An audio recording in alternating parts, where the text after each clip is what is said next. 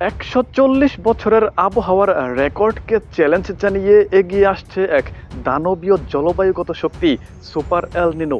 বিজ্ঞানীরা বহুদিন ধরে যে বৈশ্বিক উষ্ণায়নের সতর্ক বার্তা দিয়ে আসছিল, পরিস্থিতি যেন তার থেকেও কয়েক ধাপ এগিয়ে যাচ্ছে। পৃথিবীকে মোকাবেলা করতে হতে পারে চরম ও অসহনীয় তাপ প্রবাহের। আশঙ্কা করা হচ্ছে এটি পূর্ণ শক্তিতে আঘাত হানলে আগামী বছর বৈশ্বিক তাপমাত্রার নতুন রেকর্ড স্পর্শ করতে পারে। একই সঙ্গে বেড়ে যেতে পারে শক্তিশালী ঝড়, দীর্ঘস্থায়ী খরা এবং ভয়াবহ বন্যার মতো দুর্যোগ। প্রশ্ন হলো, কি এই সুপার এল নিনো, আর এর প্রভাব কি বাংলাদেশেও পড়বে? সমুদ্র ও বায়ুমণ্ডলের পারস্পরিক প্রভাব থেকে সৃষ্টি হয় এল নিনো নামের এই জলবায়ুগত ঘটনা। সহজভাবে বলতে গেলে প্রশান্ত মহাসাগরের মধ্য ও পূর্বাঞ্চলের সমুদ্র পৃষ্ঠের তাপমাত্রা স্বাভাবিকের তুলনায় অন্তত 0.5 ডিগ্রি সেলসিয়াস বেড়ে গেলে তাকে এল নিনো বলা হয়। আর এই উষ্ণতা যদি 2 ডিগ্রি সেলসিয়াসেরও বেশি বৃদ্ধি পায়, তখন সেটাকে সুপার এল নিনো হিসেবে আখ্যায়িত করা হয়। প্রশান্ত মহাসাগরে ধীরে ধীরে শক্তি সঞ্চয় করছে এক শক্তিশালী সুপার এল নিনো। সামান্য তাপমাত্রা বৃদ্ধি মনে হলেও এটি বিশ্বজুড়ে আবহাওয়ার স্বাভাবিক চক্রকে আমূল বদলে দেওয়ার ক্ষমতা রাখে। মার্কিন জাতীয় আবহাওয়া সংস্থার তথ্য অনুযায়ী সাধারণত প্রতি 3 থেকে 7 বছর পর পর এল নিনো দেখা দেয়। তবে এবারের পরিস্থিতি ভিন্ন।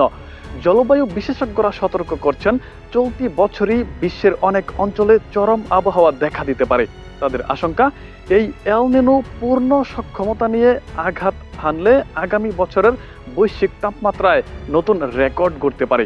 এমনকি এটি গত 140 বছরের অন্যতম শক্তিশালী এল নিনো হওয়ার সম্ভাবনাও রয়েছে। এই আবহাওয়া চক্রের প্রভাব হবে ব্যাপক ও বৈচিত্র্যময়। একদিকে অস্ট্রেলিয়া, ভারত, দক্ষিণ আফ্রিকা ও অ্যামাজন অঞ্চলে তীব্র খরা ও তাপদাহ দেখা দিতে পারে।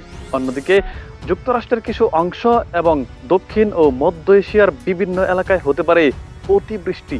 যদিও এই বৃষ্টি খরাপ্রবণ অঞ্চলে সাময়িক স্বস্তি আনতে পারে, তবে বিজ্ঞানীদের আশঙ্কা এটি দীর্ঘমেয়াদী সংকটের সমাধান না করে বরং আকস্মিক বন্যা ও অন্যান্য প্রাকৃতিক দুর্যোগের ঝুঁকি আরও বাড়িয়ে দিতে পারে।